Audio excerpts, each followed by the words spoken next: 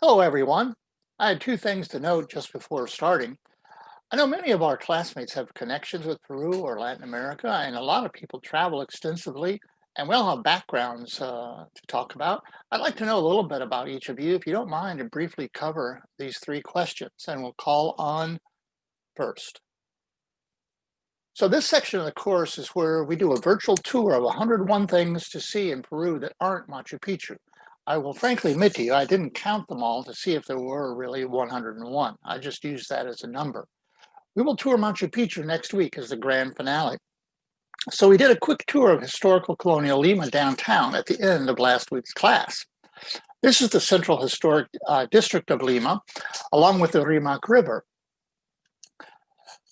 As you remember, that's how it came to be called Lima. It was simply a mispronunciation of the word Rimac. The City of Kings was just not a very catchy name. So we know the Plaza de Armas is the center of Lima, the most historic part of town. This is a photo I took to the southwest from the front of the Palacio de Gobierno.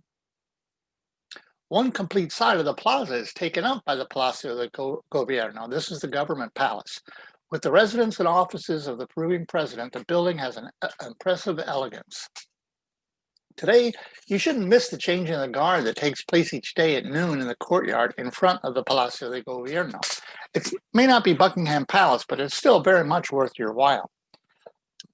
The Palacio de Gobierno is open to the public, but you must make an appointment at the palace's office. You'll need to show your passport, and then you'll get a timed entry. As you can see, they will let just about anyone go inside here. Once inside, you will see that they really are serious about this being a palace. It compares really very favorably to any other national government palace you might have ever seen around the world.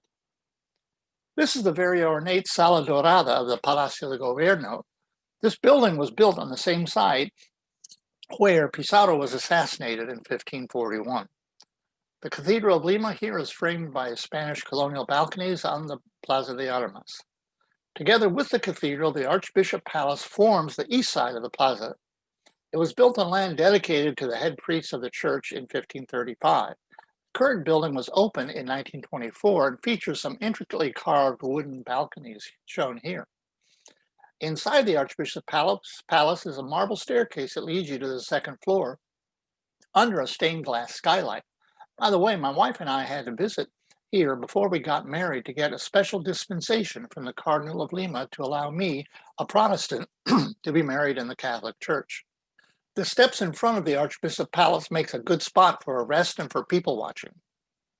The Spanish have always had a thing about balconies. Exhibit A, of course, is Ybor City, and also the French Quarter, New Orleans, because that city was under control of Spain for over 50 years.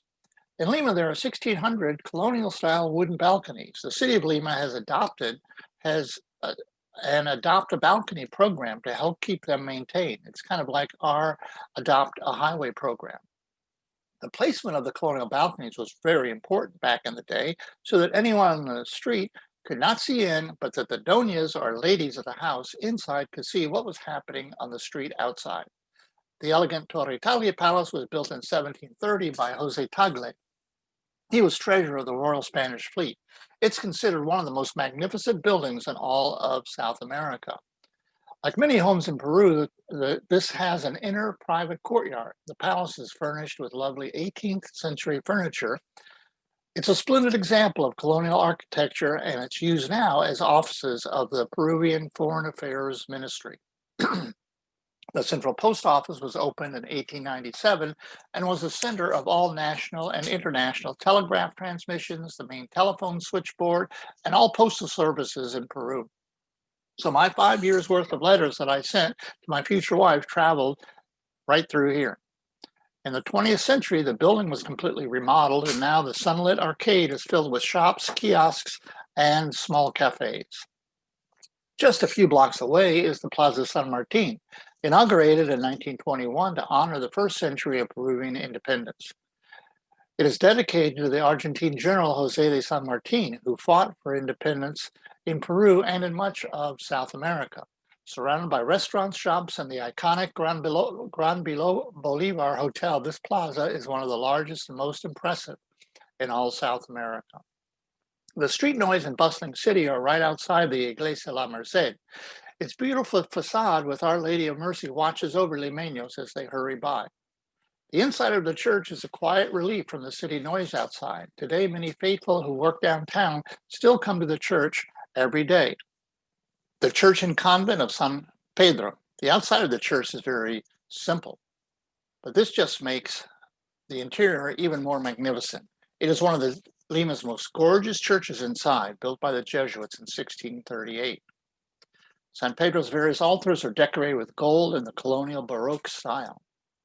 Here's another dazzling gold leaf altar in San Pedro.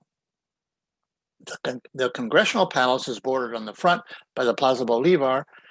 Peru has had a unicameral legislature ever since 1990. Nearby the Congress is the Museum of Inquisition. Chances are you probably haven't ever visited a museum before about the Spanish Inquisition. The Viceroyalty Tribunal met here between 1569 and 1820 to try alleged heretics from all around South America.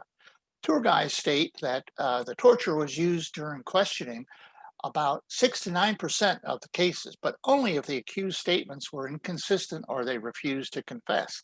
The maximum time for torture was 15 minutes. A doctor was present during questioning to ensure that no injuries occurred or blood was shed by the accused. Here in this museum, you can explore the dungeons and places of torture with life-size wax figures setting the scenes for you. Many visitors will say this museum is really quite bizarre. Museum guides state that over 3/4 of the suspects were either judged innocent or repented. The others were sentenced to wear things like yellow uniform, a witch's hat, or devil's face. Some were jailed for varying time periods. Here in Lima, just 32 people were executed for heresy, and all but one was prior to 1665. This museum is about the old saying, if we don't study history, we are doomed to repeat it. The Aliaga house is as old as Lima itself. When Pizarro founded the city, he gave land near the government palace to his trusted friend, Jeronimo de Aliaga, so they could be neighbors. 18 generations of the Aliaga family have resided in the same house ever since. While it's been renovated, it's still the oldest standing residence in the Americas. The Jeronimo family lives in a modern annex, but much of the original main house is on display for visitors. The Casa Aliaga can be visited either with the special tour operators in Lima or by direct arrangement with the Casa Aliaga itself. This church was built at the site where Santa Rosa of Lima was born to a Spanish father and a Quechua mother. The Dominican sister established a hospital for the poor in her parents' home. Here she led a very austere life while healing the sick and treating the destitute people of Lima. She was canonized by the Catholic Church as a saint in 1671 as patroness of the Americas and the Philippines. She was the first person born in the Western Hemisphere to become a saint of the church. As we look at another church in downtown Lima, I should note that about 85% of Peruvians are Roman Catholic. This has declined some in recent years as some Protestant evangelicals have increased, especially through their TV programs. The Catholic Church remains very strong in the mountain areas. The Church of the Nazarenas is the home to the Lord of the Miracles, El Señor de los Milagros. It's a jewel of Rococo architecture. It's built on the grounds of a colonial ghetto that was once inhabited by Black slaves. Its story began in 1651 when an Angola slave painted an image of Christ on the cross on a wall of one of the barracks of the neighborhood. As Christianized Africans, a few of the slaves started praying and bringing offerings to the painting at night. In 1655, a strong earthquake struck Lima, leaving the city in ashes. It is said that the only thing still standing in the city was the wall where a few years earlier the African slave had painted the Christ image. In 1687, another earthquake hit Lima, once again destroying much of the colonial downtown, including the chapel that had been built around the Christ image. But once again, the one wall with the image of Christ and the cross remained untouched. A copy of the Christ image was made and carried around town soon after the tremor. By the 18th century, the original Afro-Peruvian tradition had been adopted by everyone in Peru. Thus began the Lord of the Miracles, El Señor de los Milagros procession. It is the largest and oldest Catholic tradition in all of Peru. The procession includes carrying the image of Jesus that was painted during the 17th century by the African slave, with hundreds of thousands participating as one of the largest religious processions anywhere in the world. The Plaza de Ocho bull ring was inaugurated in 1766 near the Rimac River. It's the oldest bull ring in the Americas and the third oldest in the world after two bull rings in Spain. While in English we may say bullfighting in Peru and the Spanish-speaking world, there's no reference to fighting. It is called the Corrida de Toros, the running of the bulls, not to be confused with the event in Pamplona, Spain. Here at Lima's Plaza de Ocho, every year the bullfight season is in October in association with the famous Lord of the Miracles procession. In Peru, the Corrida de Toros is not considered a sport, but rather it is a traditional performance. It's a spectacle. It's not a battle between man and bull. It's a contest within the matador himself against his own fear that he will be killed by being gored or trampled if he makes a mistake. The aficionados come to the bull ring to see how well the matador conquers his own fear. If he performs this bravely, he is greeted with bravos and oles from the aficionados. If not, he is booed out of the ring. Either way, the meat is butchered and distributed to poor families. In the Plaza de Ocho, Museo Taurino, the bullfight museum, is a must for bullfight fans. It honors both bulls and matadors alike. I did get to attend a bullfight in Peru at the Plaza de Ocho in 1970. It was a benefit, Corrida de Toros, for families left homeless in the Great Peruvian Earthquake of 1970. As you notice, the bullfighter is dressed in black as a sign of mourning for his countrymen lost in the earthquake. Usually the matador wears the brightly colored traje de luces. I will say that these days, the popularity of bullfighting is slowly decreasing among the younger generation. Cerro San Cristobal is the highest point of Lima, topped by a cross. On its slopes, you will find the Pueblos Jóvenes, the young towns. These actually are shanty town slums. The Cerro San Cristobal has a cross on top and overlooks Lima. The Parque de la Exposición is near downtown Lima. It was built for the Lima International Exhibition of 1872, one of the first World's Fairs ever held in Latin America. The Byzantine Pavilion from the exposition, and then here's a balloon vendor in the park. This is the intricately carved Moorish Pavilion, and taking the baby for a daytime walk in the park. These folks are working on sidewalk art with chalk at night.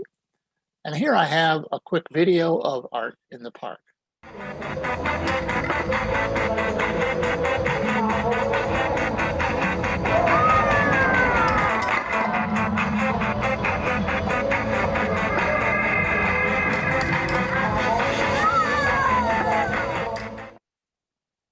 The Lima government has transformed another park, the Parque de la Reserva, into a brilliant tour of over a dozen fountains sending water shooting into the air.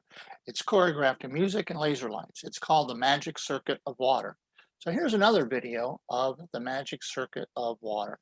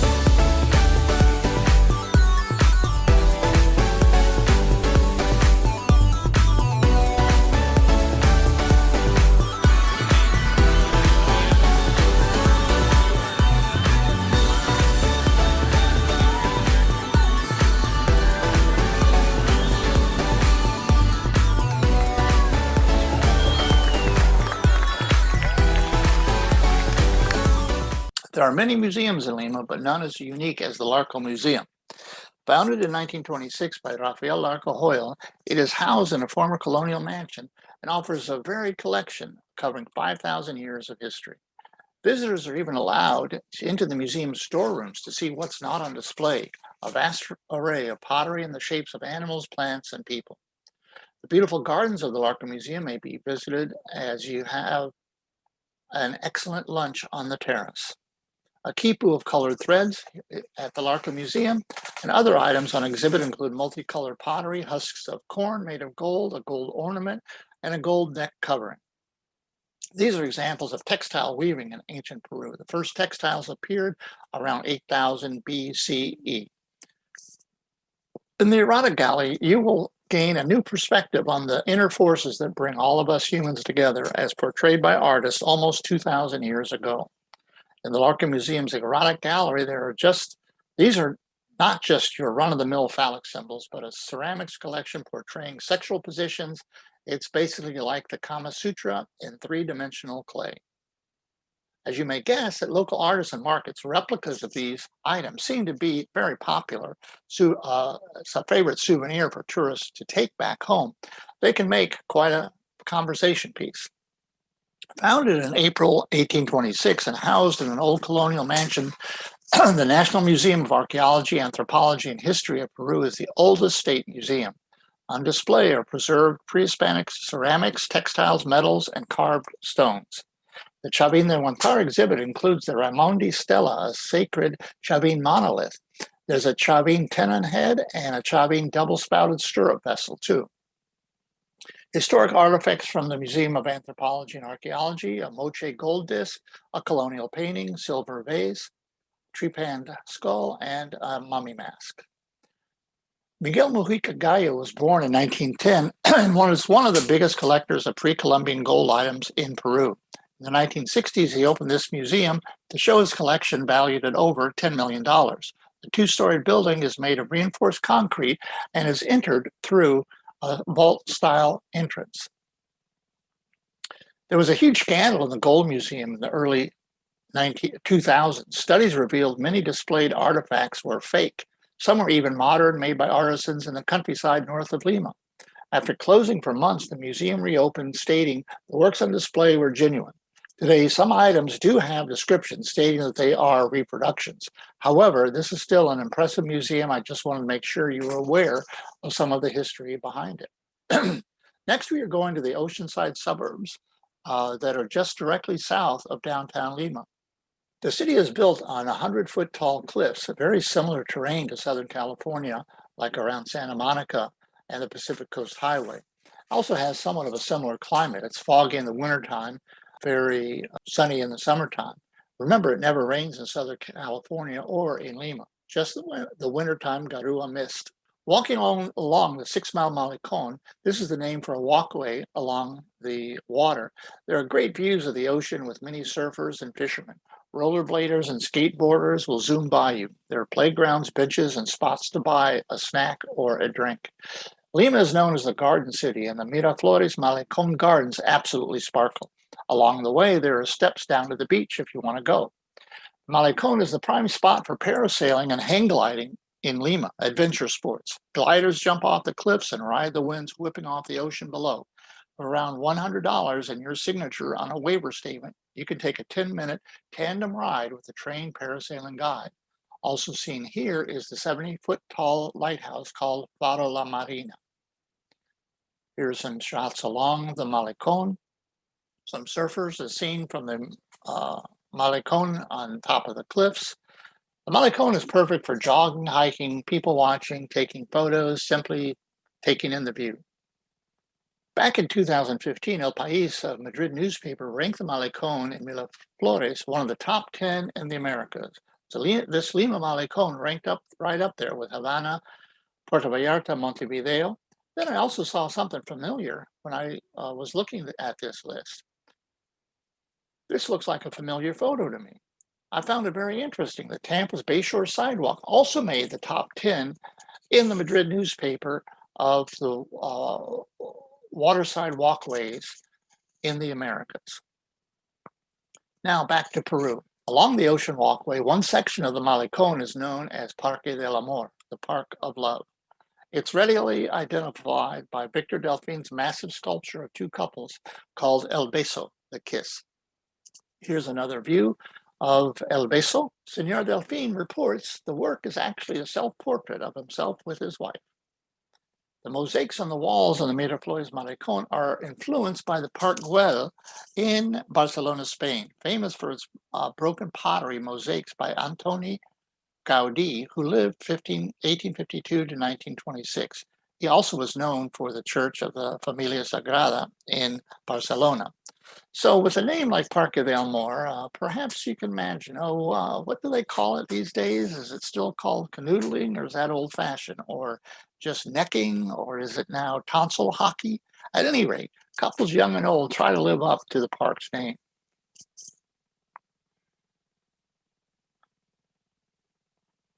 Now, along the Malecón and Miraflores district is Larco Mar. It's a very unique multi-level entertainment, food, and shopping mega complex that has breathtaking views overlooking the Pacific Ocean. One of the first things you'll notice about Larco Mar is that you cannot see it from the street level. The commercial complex is carved into the side of the cliff underneath Miraflores. The entrance is across the street from the JW Marriott Hotel, but you have to take the stairs down just before you get to the cliff's edge. There's also a movie theater here, a bowling alley, a pool hall, lots of shopping. Many Peruvian fashion designers have boutiques here, and there's no shortage of high-end jewelry and clothing stores. There's so much going on here, you could spend all afternoon or all evening here. Larco Mar has numerous restaurants offering Peruvian fare, as well as several American franchises like Chili's and Burger King, serving everything from donuts to ribs. Try Peruvian rotisserie chicken or pollo a la brasa at Pardo's Chicken. You can dine at Gaston Acurio's Tanta or have homemade ice cream from Gelateria Laritza while watching the sunset over the Pacific. There are food places in all different price ranges. Now, you don't have to hike up in the Andes to see Peru's ancient civilizations. Lima has several historical ruins known locally as huacas. One major excavation is the Huaca Pucllana in Miraflores. It was built in 500 CE during the height of Lima's pre-Columbian culture. You will especially enjoy the creative illumination at night, which makes it look more like a movie set than an ancient ruin. Even better, there's an on-site restaurant that serves excellent cuisine. There's nothing like dining while taking in the 1,500-year-old view. The Barranco district was the place to be in the late 19th century. It was a beach resort, a fishing village, and a center for artists, singers, poets, and writers. Barranco still retains its laid-back charm today with its bars, cafes, and restaurants that recall days gone by. So you will enjoy strolling around here for an afternoon. Here is some street art in Barranco, some more sights, a restaurant and an ice cream shop. And then this is the Mario Testino Photo Gallery in Barranco. He's the internationally known Peruvian photographer we discussed in the first class. So he has some of his work on display in this gallery. This is Sir Paul McCartney, his daughter Stella, and along with Madonna, who fortunately in this photo is using a proper finger to say hello.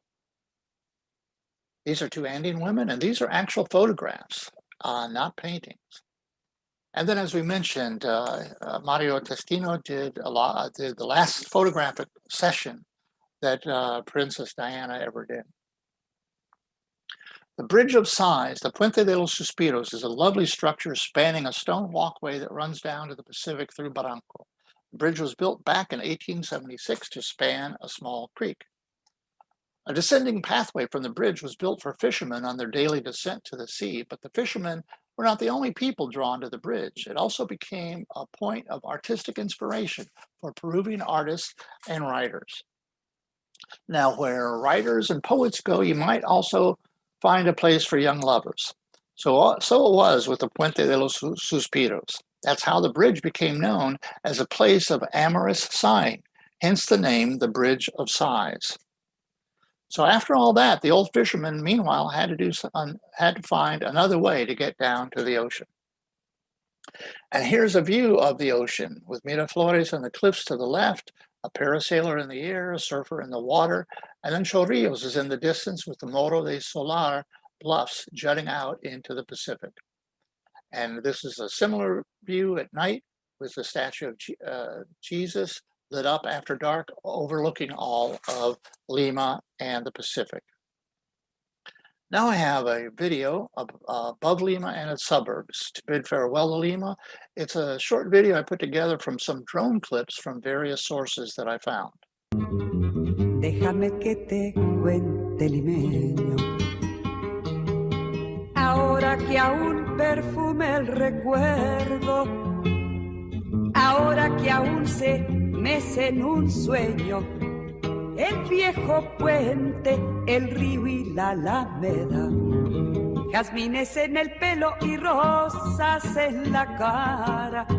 Airosa caminaba, la flor de la canela derramaba lisura y a su paso dejaba aromas de mistura que en el pecho llevaba. Del puente a la alameda a menudo piel la lleva por la vereda que se estremece al ritmo de su cadera. Recogía la risa de la brisa del río y al viento la lanzaba del puente a la alameda. Déjame que te cuente, limeño, ay, deja que te diga, moreno, mi pensamiento.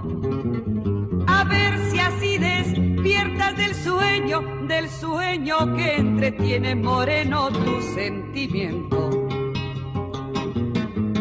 Aspira de la lisura que da la flor de canela, adórnala con jazmines, matizando su hermosura.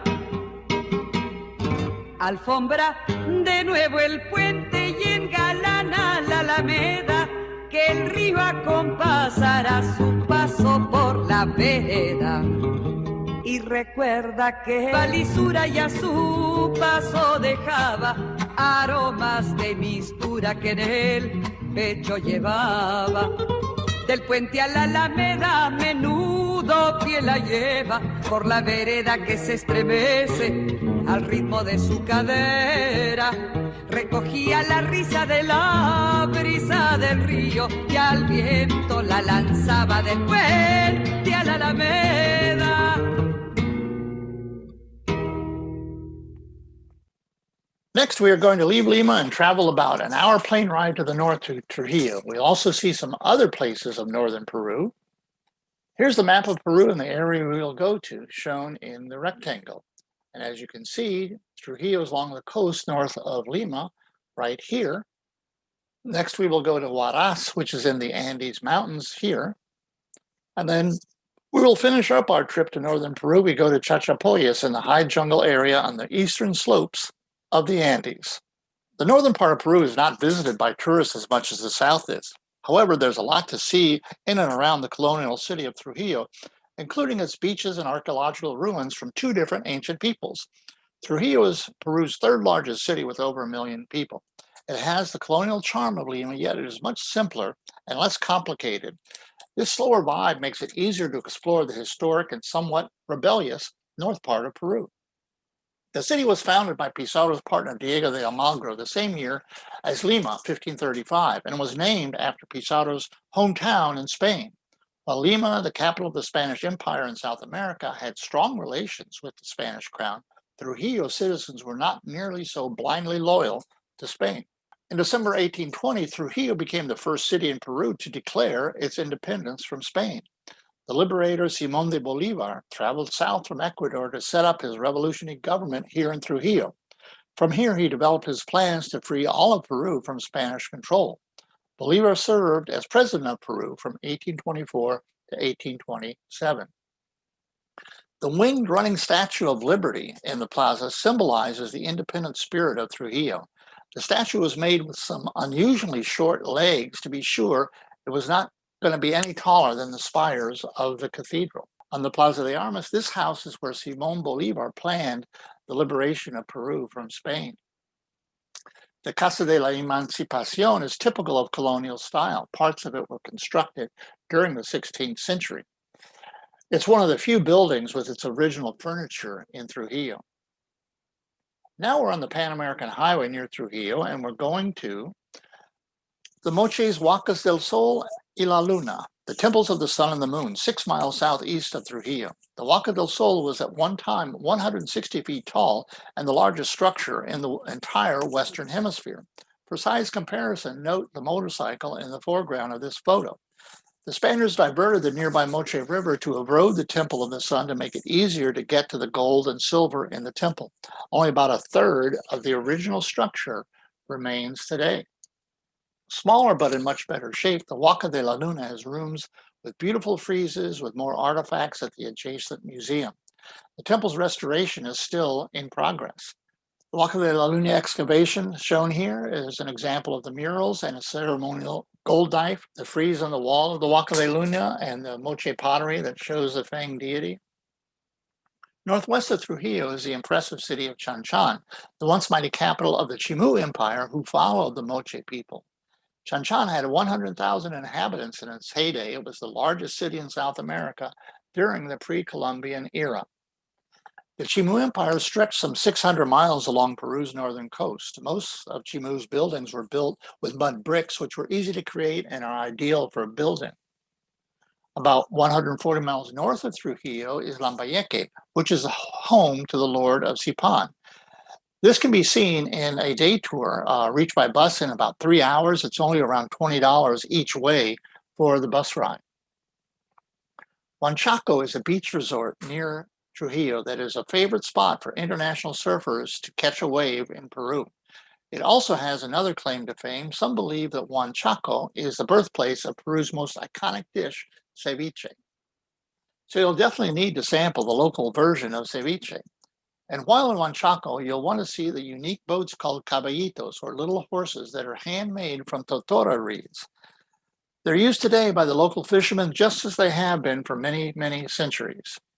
Now I have a video clip that you will see the fishermen in their caballitos de totora, the little horses of totora reeds, going out in the morning for fishing and then bringing their catch back into the beach in the afternoon near Trujillo.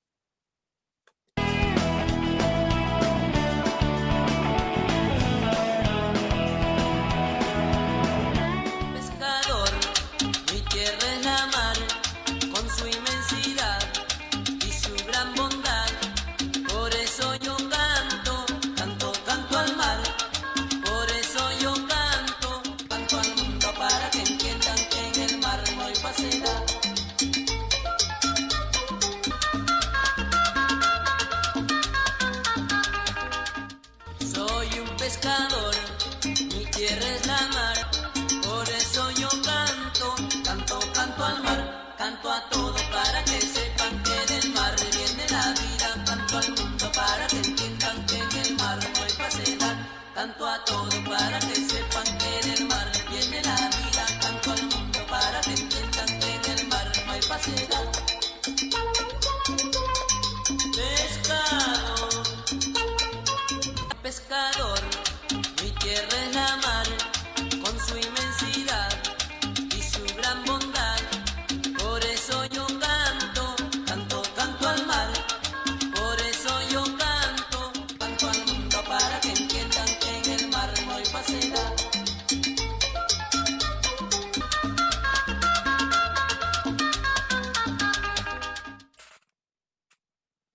The Paso Fino is a naturally gaited horse breed brought over by the Spanish. The Paso Fino horse's gait has rapid footfalls, each covering as little ground as possible, which makes a very smooth ride. This smooth natural gait makes the Paso Fino horses especially popular in trail riding. The marinera is a dance that originated in the colonial era around Trujillo. The man always uses a large straw hat known as a hipihapa, usually with a cotton poncho. The woman always dances in fine clothing and a handkerchief, but always barefoot, no shoes, sandals. This is a symbol of rural girls' conditions during colonial times. The marinera contains elements of Spanish, Moorish, Gypsy, African, and Andean traditional folk dances. It's a stylish courtship dance with flirtatious approaches, spins, and then retreats, which are known as fugas. The Marinera Festival with dance competitions has been held in Trujillo ever since 1960. Ancient pre-Inca pottery has been found that appears to show some of the steps of the Marinera. A unique Marinera variation can be performed with the chalan on a caballo de paso fino, in which he must show his horsemanship as he goes through the Marinera steps. Here I put together this video of 3 different Marinera styles, showing the version on horseback, then at the annual competition, and lastly on the beach.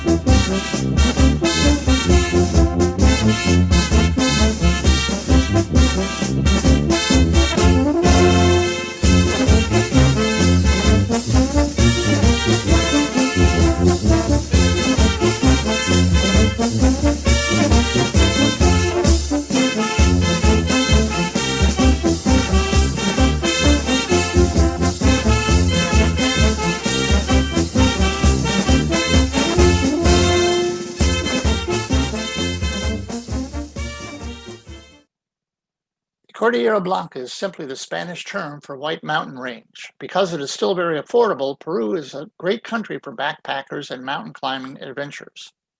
The Andean city Huaraz is a great base for backpackers to go mountain climbing, hiking, whitewater rafting, and other activities. Huaraz was 85% destroyed by the 1970 Great Peruvian Earthquake and Avalanche. Over 20,000 people died in the town when they were buried alive. The city has since rebuilt, and so you will find more modern buildings here than in other Andean cities. Here's the plaza and the sidewalk in Huaraz. Outdoor market and artisan goods. Now you may need some woolen items while you're in the mountains. The city of Huaraz is a great launching point for tours of the Huascarán National Park and the ruins of Chavín de Huántar. Huascarán National Park is located in the Cordillera Blanca, the world's tallest tropical mountain range. The park is approximately 93 miles long from north to south and averages 16 miles in width. The park spans the Continental Divide. Huascarán National Park has been a UNESCO World Heritage Site since 1985. You can see glacier-fed lakes here with their turquoise water and climb mountains like these. The southern bizcacha is a rodent living in rocky areas. It has long ears and hind legs, much like a rabbit. The soles of the feet have fleshy pads so they can move easily over rocks.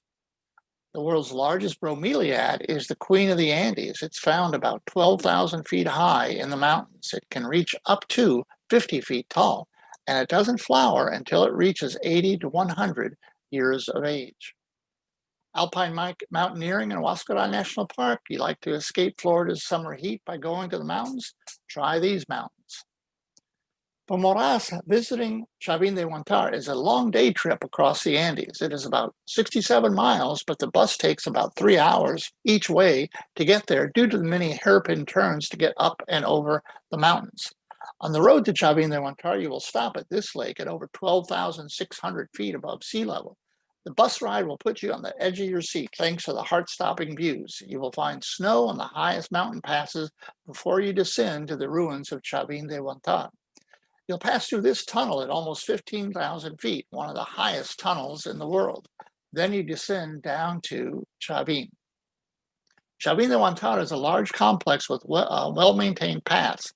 Set at an elevation of 10,300 feet, the ruins date to 1300 before the Common Era. It is one of the first cultures on the continent with a sophisticated sculpture as seen in famous stone heads in the Chavín Museum.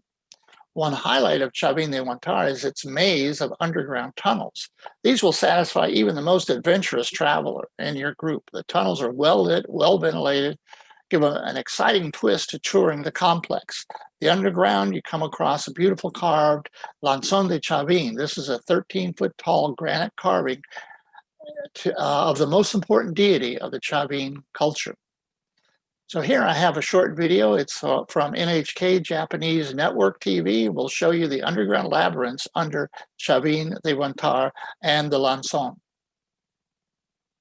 A giant maze in the Andes, Chavín. The archaeological site of Chavín, Peru, nestles in a mountainous region some 3,200 meters above sea level. A hidden entrance to the inner temple was found near the top of the temple ruin. It led to a series of well-built stone corridors. Corridors split off into many different directions to form a mysterious maze-like world. If you add the length of the corridors that have already been discovered, they would easily extend over 2 kilometers. There is a very sacred place inside the temple, where only those highest ranking were allowed to enter.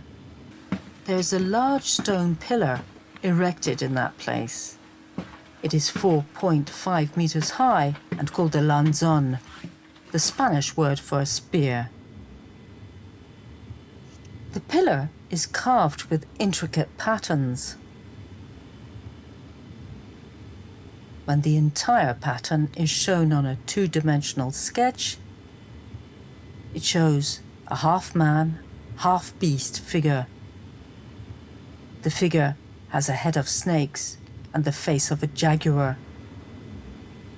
Chavín thrived as an important center of worship. Its impressive stone monuments and unique sculptures tell us today how prosperous and advanced the Andes civilization was. Okay, and now we'll be going to Chachapoyas. It's even further north in Huaraz in northern Peru, so it is a very isolated place from the rest of Peru. It's located in the tropical rainforest side of the Andes. It has a hot, humid climate and grows sugarcane and coffee. It has a population of only about 35,000. In the Amazon highland region of Chachapoyas, you will see wild orchids and giant ferns along the way. Don't miss the third highest waterfall in the world, the Gocta waterfall, almost 2,500 feet high.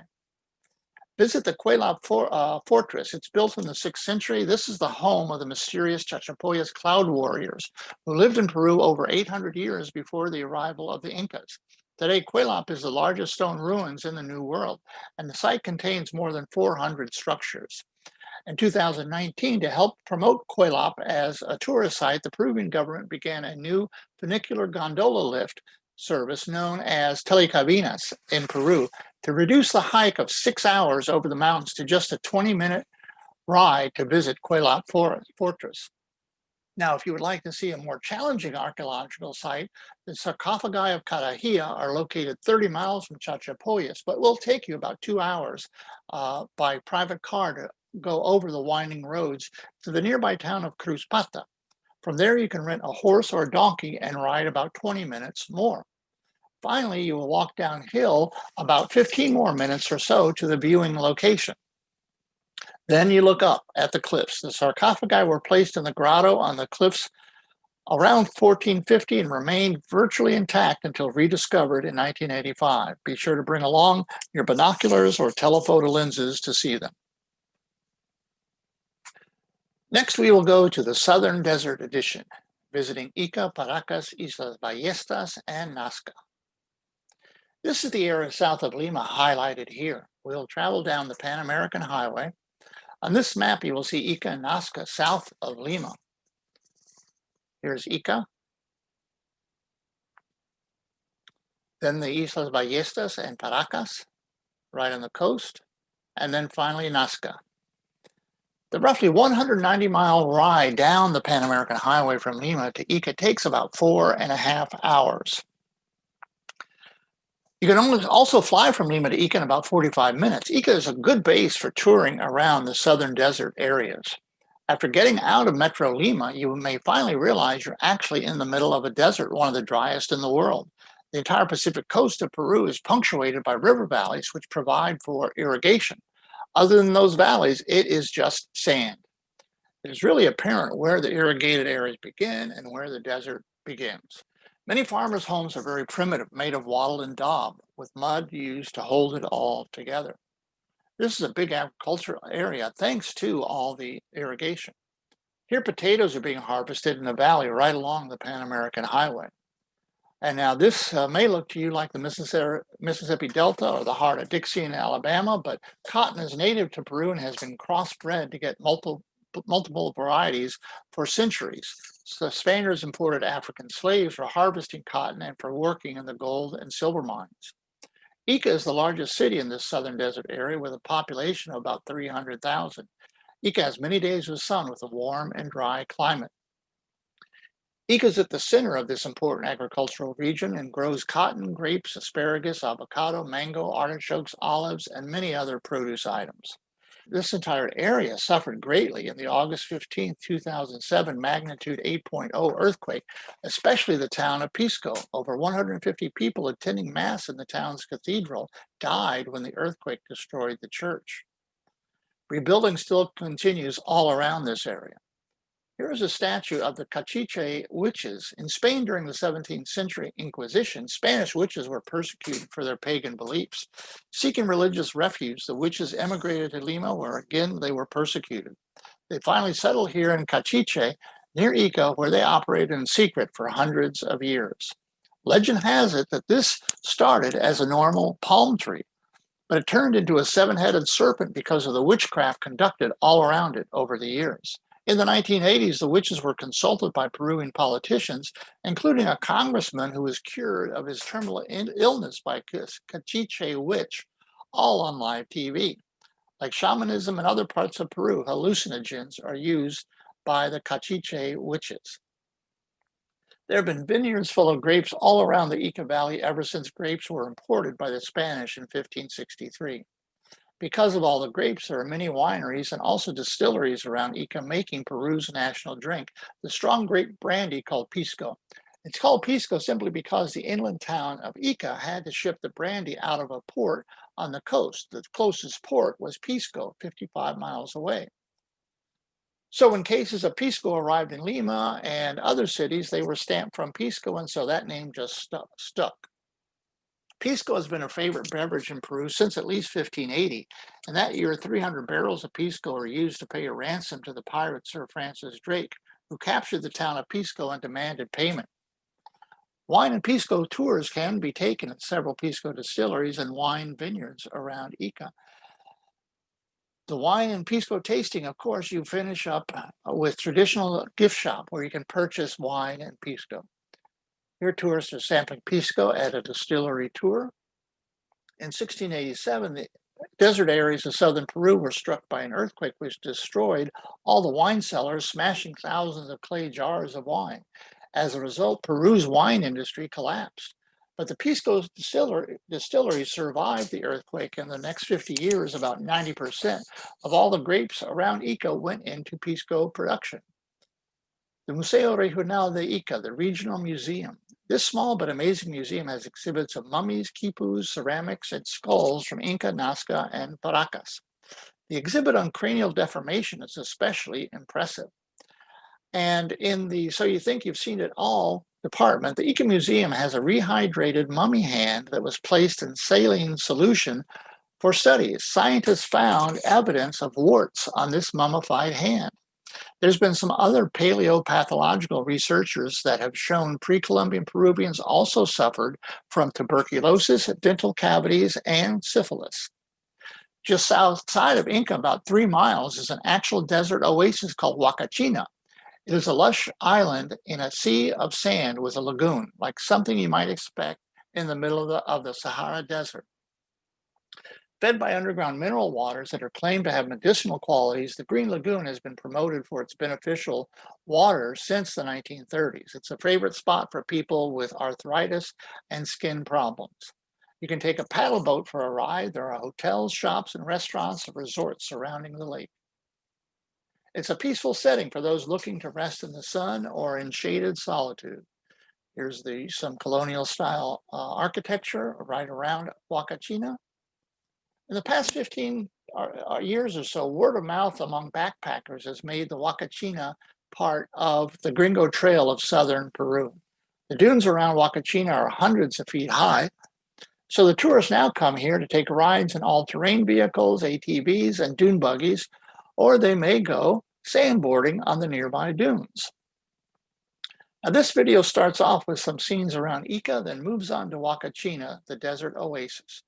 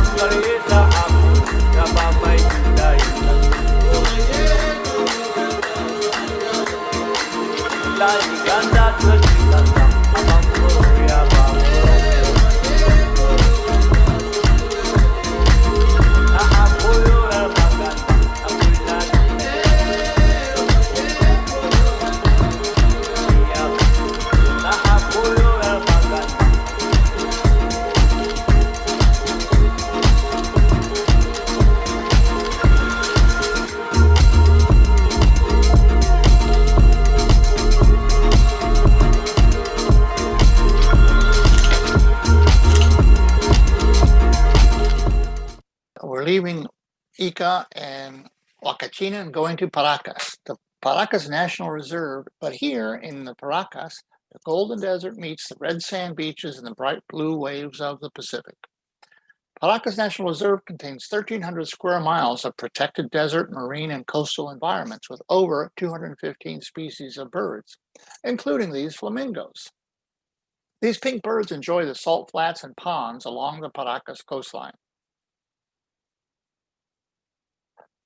The National Preserve has a unique red sand beaches. There are a few beaches along here. The waters are really cold, 50 to 60 degrees Fahrenheit.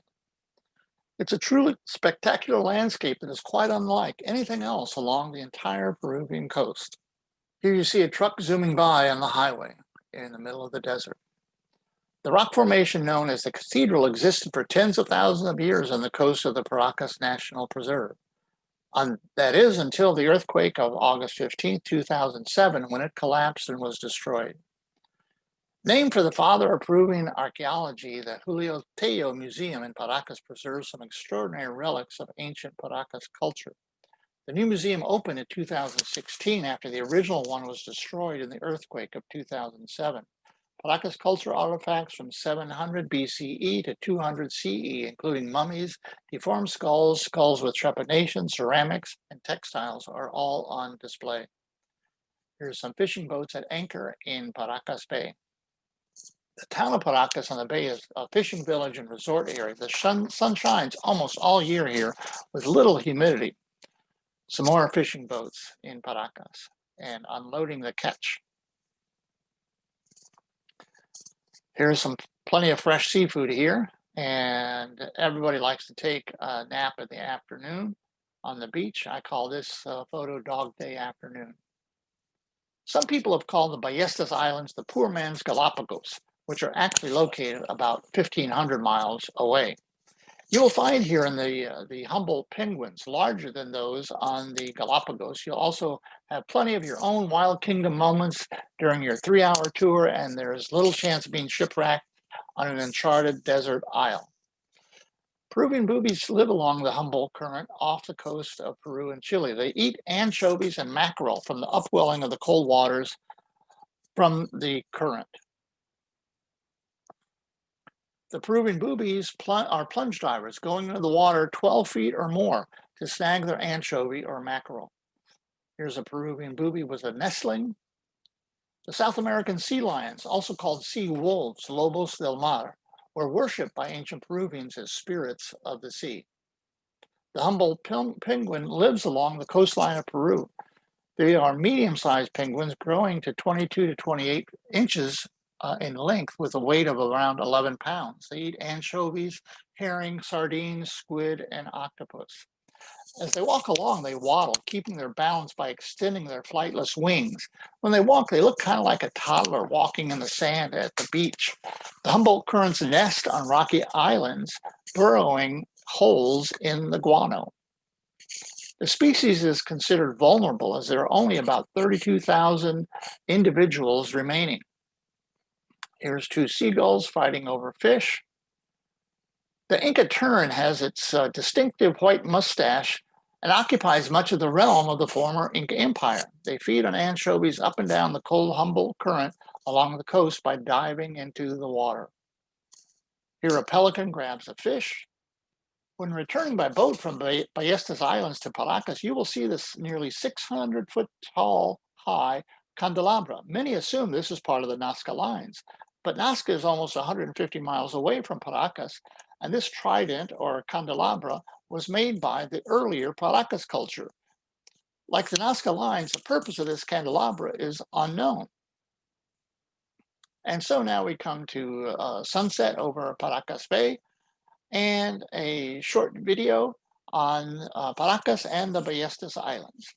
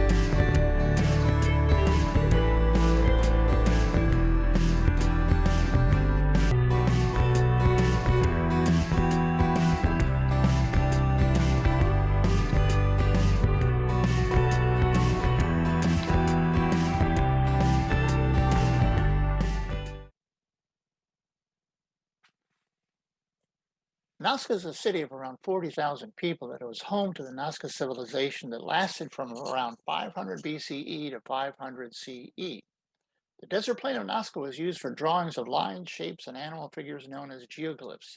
They did this for some still undetermined reason, making the Nazca lines one of the greatest ongoing archaeological mysteries of the world.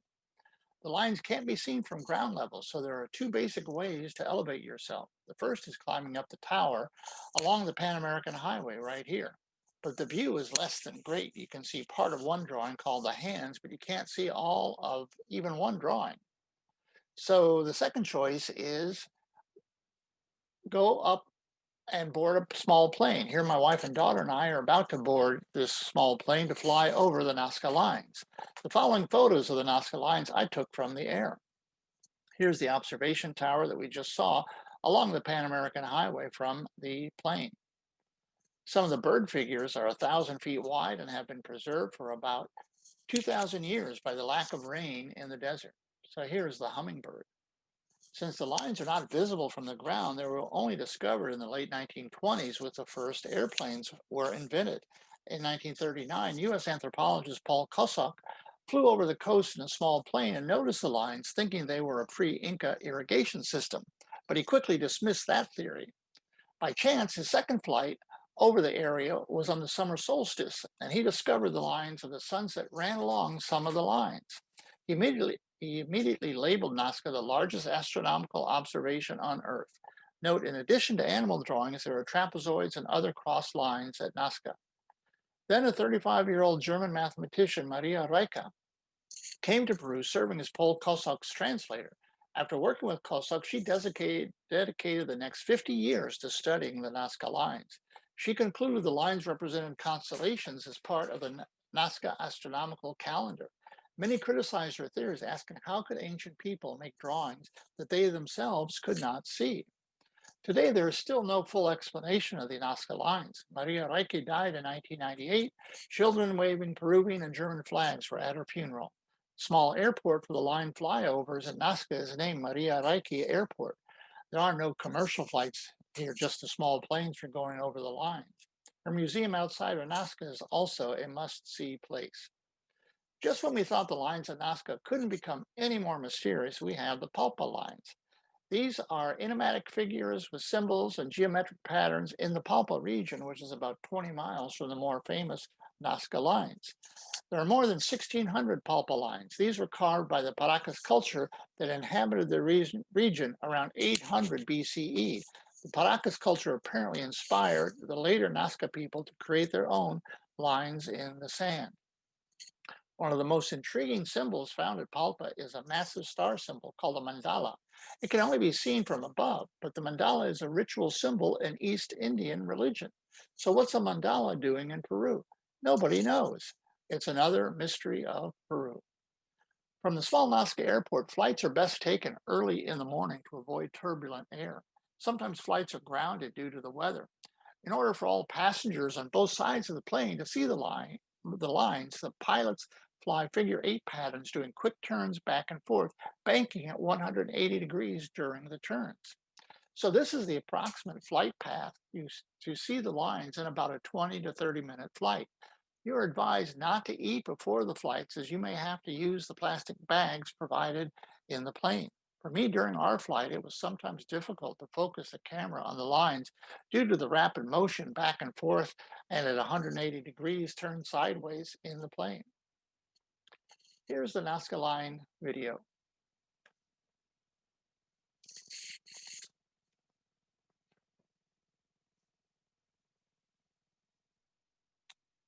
Now, here is a short video of the Nazca lines.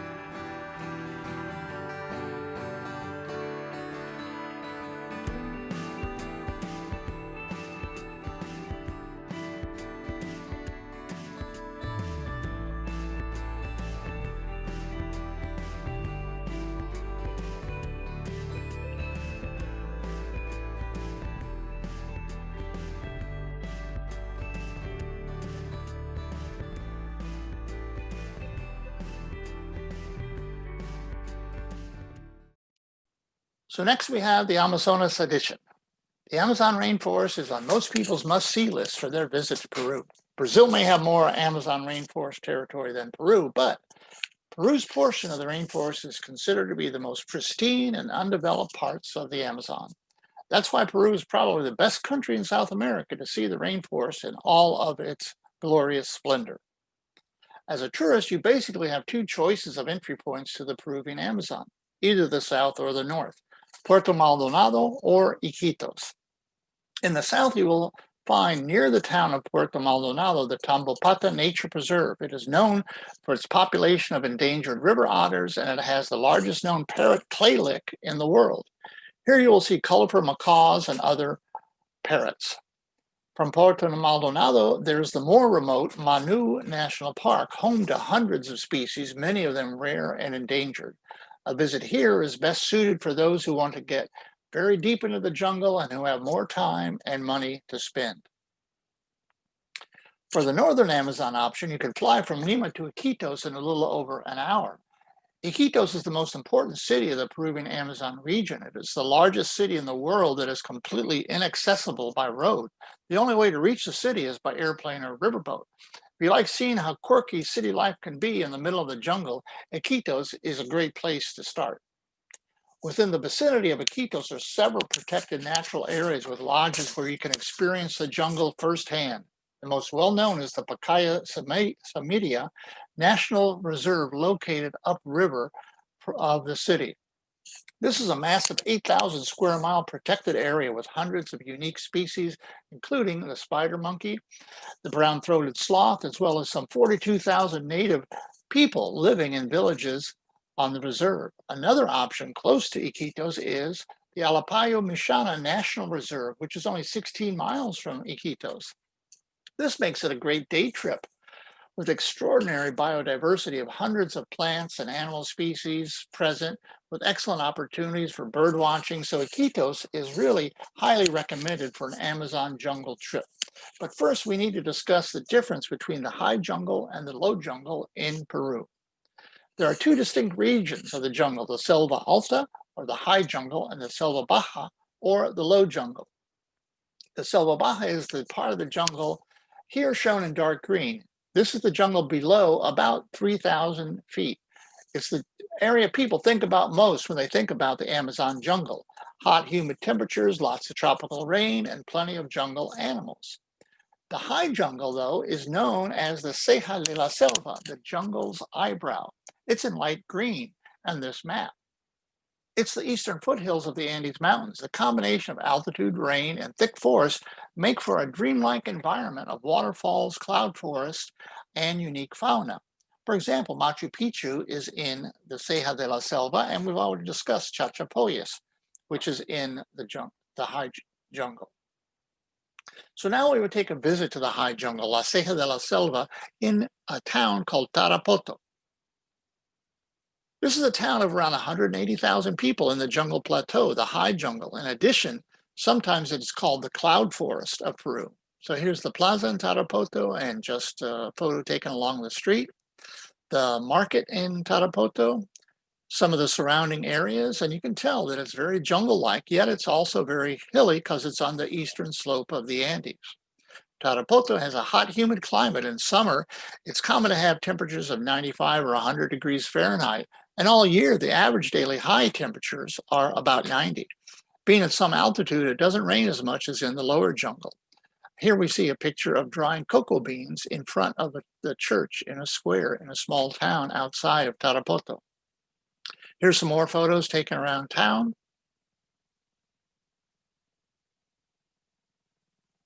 A few more taken in a small town in the mountains around Tarapoto. La Dueña means the owner. And in the hills outside of town, we came across this small farmer who had this naturally brown cotton growing. It was all natural, organic, wild cotton in a brown color of fiber. This is his farmhouse. We had some cacao palms nearby, so he picked some that were ready. Cacao trees have been grown in Peru since around 1900 BCE. This is the farmer. And this is one of his men using a machete to cut some cacao pods open to get to the cocoa beans inside. We didn't ask him how he lost his arm. He was holding a machete at the time, after all. But his farmhouse, he was also raising in his yard some cuyes. So you could call these free-range guinea pigs, raised for the family dinner, and probably to sell some of them at the local market. Here's some quinoa drying after harvest in the field. Now we're going to leave Tarapoto in the jungle highlands and move on to Iquitos. So coming from Lima to Iquitos from the air, you can sure tell we aren't in the desert anymore. Iquitos have a population of about 500,000 people. It's the sixth most popular city in Peru. It has an interesting history from the rubber boom that was over a century ago. People from all over the world came to Iquitos seeking their fame and fortune. Although in the middle of the continent, there were no highways, roads, or railways that can get you here to Iquitos. Only by air or water can you reach the city. Now here's a USA geography question. Do you know of any cities in continental US that can only be reached by airplane or boat? No roads going there. Anybody know? Anybody know? Anybody have an idea? What about if it's a state capital? Okay. Now, located at the swampy confluence of the Amazon, the Nanay and the Itaia rivers, it is over a 2,000-mile trip from here downriver to get to the Atlantic Ocean. Iquitos is a vibrant city in the jungle. It has its own mysteries and anomalies due to its extreme isolation. Here's the Casa de Fierro. In 1860, Gustave Eiffel in Paris, he later claimed some amount of fame from a certain tower that he built, designed this house made of iron. Then it was sent to South America piece by piece, and by 1890 it was reassembled here in Iquitos to beautify the city. Local legend says the building was actually bound for Bolivia, but when the ship captain arrived in Iquitos and found out it was going to be another 6 months' journey to get to Bolivia, he gave up and just dropped it off here and returned to Europe. Casa More is a historical building turned into a deluxe hotel. It was constructed in 1910 by the More family, a rubber baron family. Don Adolfo More and his wife lived here with their 14 children. The lavish architectural complex has 2 floors with fine wrought iron bars in the windows. Iquitos was the center of the rubber boom from about 1880 until 1912. Rubber had been known since the first voyage of Columbus, who reported on this strange elastic balls in the New World. But natural rubber gets sticky in hot weather and solid in cold weather. In 1844, Charles Goodyear invented the process of vulcanization, which allowed rubber to stay firm at all temperatures.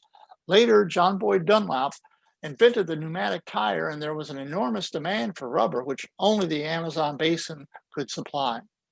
Entrepreneurs amassed enormous wealth in burgeoning cities in the Amazon, like Iquitos, Peru, and Manaus, Brazil, while the indigenous people tapped every rubber tree they could, working for very low wages. However, English adventurer Henry Wickham quietly collected 70,000 rubber seeds in the Amazon under the guise of academic specimens, then smuggled them back to England.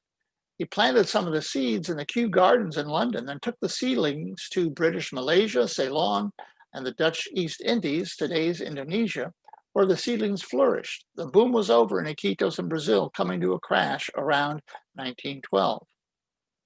The Ayapua is a restored rubber boom steamboat, which is now moored permanently in front of the Hotel Casa More on the Itaia River.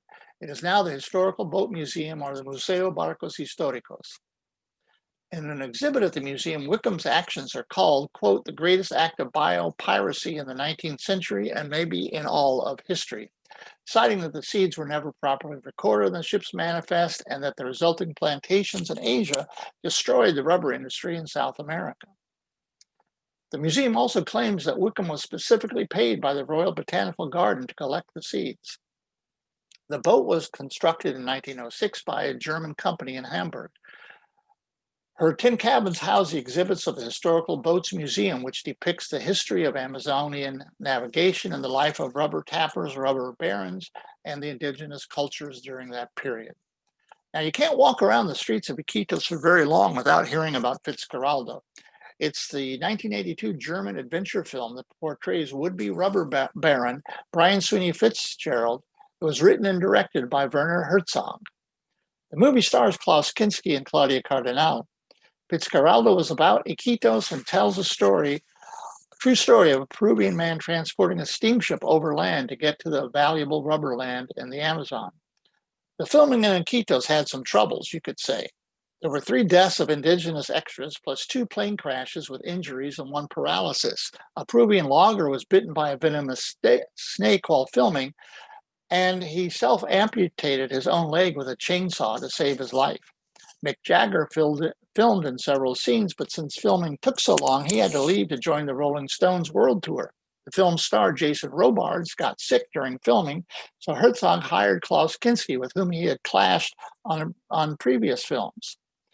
The Casa Fitzcarraldo in Iquitos is now a bed and breakfast with a swimming pool and a treehouse. It was home base during the movie's production. Mick Jagger and others from the film stayed at the house. So the reality of life in Iquitos is somewhat like the theme of the movie Fitzcarraldo. How do you live with nature when nature is trying to take over at every step? The answer is in Iquitos, which is still fighting back hard at nature. The water level of the Amazon River at Iquitos fluctuates by as much as 40 feet during the year, triggered by rainfall and snowmelt on the eastern slopes of the Andes. Motorcycles, 3-wheeled mototaxis, and motocarros are the most common form of transportation in Iquitos. There's very few 4-wheelers, and by that I mean cars. But the 3-wheelers are everywhere. These are similar to transport. If you've ever been in Bangkok and you've taken a tuk-tuk, this is pretty close to the same. Now I wanted to show you what it's like to ride in one of these. This is a video that I actually took. The first part is on a dirt road, so it's kind of rough. Then we get on a paved road. Note how the driver all of a sudden makes 3 lanes out of 2, and then note how the mototaxi in front of us almost hits a dog. So this is really quick.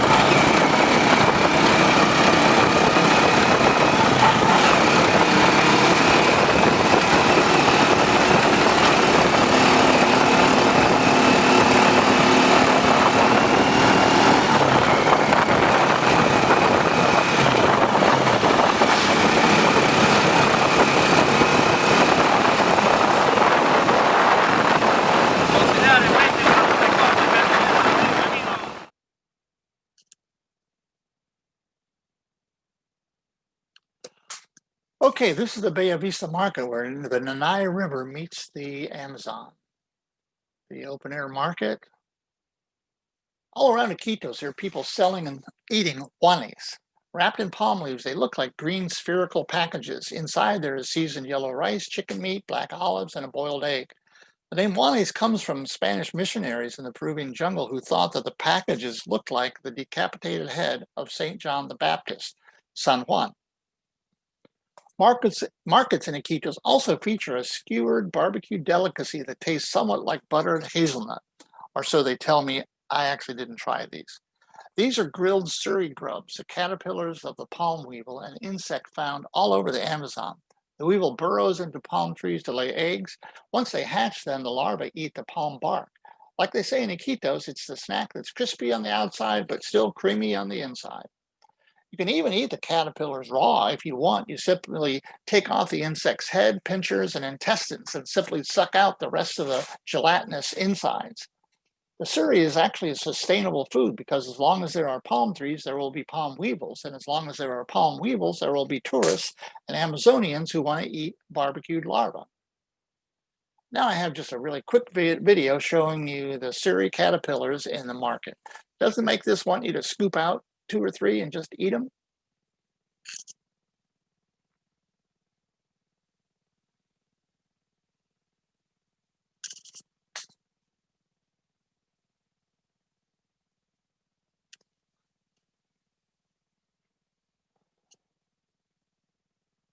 Okay, then here are the docks at Nanay in Iquitos. There are day trips departing from these docks. These boats are one option for your tours up and down the Amazon. But here's really a nice option for tours. It's to take a cruise in the Amazon and sail on a boat like this upriver from Iquitos for 3, 4, or 7 days. The boats are floating hotels with 5-star chefs and trained naturalists who can mimic every bird call and mammal call that you might ever see, as well as identify the snakes slithering up onto the shore. Once you're in the Great River, it's clearly apparent where tributaries enter it by the different colors of the water. The Amazon itself is muddy water with cafe con leche color. Other rivers that enter have high levels of tannin from the decayed leaves in the water, so these tributaries look like a color like dark Earl Grey tea. You can also stay at one of the numerous Amazon lodges up and down the river, complete with hammocks for naps and beds for sleeping. We're now going to explore sites around the area of Iquitos. First will be Quistacocha Wildlife Preserve with a lagoon. It's a very basic nature preserve. Here's a capybara, which is native to Peru and are the largest rodents in the world. They grow to 4.5 feet long and 2 feet tall, and they become prey for anacondas and jaguars in the jungle. Now here's a jaguar. They're the largest cats in the Western Hemisphere. They can grow to 8 feet long and weigh over 200 pounds. They range from northern Mexico to northern Argentina. And in Peru, jaguars are a protected species. Here's a ring-tailed coatimundi. Related to raccoons, these grow to 15 pounds and about 44 inches long, but about half of that is the tail. Coatimundi coffee is some of the most exclusive in the world. The coatis are fed coffee beans, and then the beans are refined during their digestion, breaking down the all-flavor producing proteins of the beans. After excretion, the beans are roasted at 450 degrees Fahrenheit, and then they're safe for consumption. You can compare this with elephant coffee that you find in some places in Africa and to the civet cat coffee in Indonesia. Here at Quistacocha, you see macaws. These are distinguishable from parrots by their white facial patch, feathers used in headdresses by the Inca, Wari, and Nazca people. Toucans can weigh up to 1.5 pounds and grow up to 29 inches long. They have small wings as they only fly short distances. The long bill is sometimes half the body length. It is used to intimidate other birds, and also it helps them remain cool in the jungle heat. Here's a yellow-crested Oropindala in the Amazon, a Tyrian metal-tailed hummingbird. Here's some scenes of life along the big river. Boat loaded down with firewood, kids playing in the water, resting in a hammock. Here's a young girl in a stilt house. She's a little bit shy at first, and then she proudly shows off her missing front teeth. And here's a Peruvian hairless dog in the sand. These were portrayed in Moche pottery as far back as 2000 BCE. At a wildlife conservation area in the middle of the Amazon, here we have a capuchin monkey, a spider monkey, a howler monkey, another spider monkey, the famous three-toed sloth, the anaconda, and a mana turtle. These grow to 35 pounds and they're perfectly camouflaged underwater so that they can catch fish. Here's a poison dart frog. The skin releases a toxic alkaloid, and generally speaking, they told me the brighter the colors, the more potent the poison. Here's a piranha. Famed Amazon carnivore is actually omnivorous, and that's just a fancy way of saying it will eat anything. In the jungle just outside Iquitos is the Pilpintuhuasi Butterfly Farm and Animal Orphanage. This wildlife center began in 2002 to breed endangered butterflies, but then it expanded to take in rescued animals, which now include everything from monkeys to toucans to jaguars. From the boat here, I was taking a photo of the egrets along the shore of the Amazon. And what is that in the water? I did see the full body, but it moved way too quickly for me to fire off a good shot. But this is what it was. The Amazon pink dolphin. They have small blood vessels into the surface of their gray body skin, and it produces then a pink color. Now, one of the suburbs of Iquitos is this floating town. It's called Belén. It has a well-known market where people from surrounding areas bring items for sale by boat.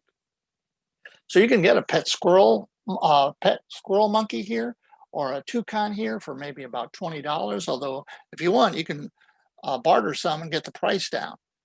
although you may have trouble getting it on the plane or getting it back to the USA. Here's a paiche fish. It's the largest freshwater fish in the world. It can grow up to 400 pounds. Herbs, plants, and coca are on sale in the Berlin market. The uña de gato is said to be an anti-inflammatory and retards tumor growth. There's also a local concoction that's called Levanta Lázaro. This means raise Lazarus. Maybe you remember the biblical story of Lazarus who was dead but was brought back to life after 3 days by Jesus. Here in the Amazon, this concoction, Levanta Lázaro, is a, quote, natural jungle form of Viagra. Now we're going into the jungle further to see the Boras tribal village. And here they are. This group does perform for the tourists, so they're not a completely cut off from civilization. Here are some blowguns used for hunting with a poison dart. Tourists visiting these villages sometimes get a chance to try out a blowgun. Now, when actually used for hunting, the curare poison from a vine is used, which paralyzes the prey in just a few seconds. These are some members of the Yaguas tribe. And sometimes in the jungle, you'll see these crossed spears or crossed branches. These are from the 15 uncontacted tribes in Peru's Amazon jungle. They wish to just be left alone. Now I have a restaurant recommendation for you in Iquitos. It was really unusual seeing this watering hole called the Yellow Rose of Texas. Its owner is retired from Texas. It's an American-themed bar and restaurant, and in the heart of Iquitos, it opened in the mid-1990s. Inside, it's full of curious objects, dried piranha, NFL footballs, animal skulls, snake skins, nude mannequins, giant turtle shells, and plenty of Texas Longhorn souvenirs. Now, shaman tourism is growing in Peru. Thousands of tourists head to the Amazon to take the plant medicine ayahuasca. Made from a mixture of Amazonian vine and other ingredients, ayahuasca is a plant medicine used for centuries for healing and spiritual purposes. In the 20th century, ayahuasca has gone global in it, and thousands of people are drinking it. Many seek help for depression, alcohol, tobacco, and drug addictions, arthritis, diabetes, skin diseases, cancer, a bad divorce, and many other reasons. Some tourists take it as a recreational drug or think of it as just another tourist activity in the jungle. During the initial cleansing, the visitor takes a strong purgative, so the body is cleared out by vomiting and diarrhea. In Iquitos, more and more people call themselves curanderos and offer ayahuasca while knowing nothing about it. And anyone thinking of drinking ayahuasca should really research it very thoroughly. Caution is needed, as in the last 10 years, there have been several ayahuasca-associated deaths in Peru. Here's a restaurant recommendation to you, Frio y Fuego, cold and fire. It's a restaurant floating in the Amazon River that offers good food in a special setting. In addition to the food, there's a pool surrounded by cabanas, so you can actually spend an entire day lounging, nibbling, and swimming some more. Then you go up to the second floor and you'll have a wonderful panoramic view of the Amazon River, and especially at sunset. With that, we say adios to the Amazon jungle with the following video.